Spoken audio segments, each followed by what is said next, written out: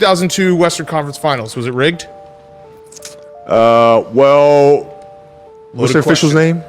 Tim Donaghy. Well, he definitely had money on it. Yep. So that's a fact. Yes, yes. So from that standpoint, yes. Yes. You ever notice how former players are so quick to throw referees underneath the bus whenever the rigged conversation comes up? It's almost like they know you know it's rigged, they don't want to insult your intelligence, so they just do the trained PR response and blame a former referee or just blame a group of referees. So it's always funny when they bring up Tim Donaghy, but they never bring up what Tim Donaghy brought to the table. So let's listen to his point of view. I picked the games based on relationships that existed between referees and players, referees and coaches, and referees and owners, and what took place in the morning meetings with the referees and what was going to be called that night and how a team was going to be put at an advantage or disadvantage. So you're saying when you would call in a bet and be like, hey, take this side, you wouldn't then make sure that you called more fouls against the team that you bet against? No, I knew what the crew was going to go out and do that night and how a team was going to be put at an advantage. Maybe there was an emphasis that day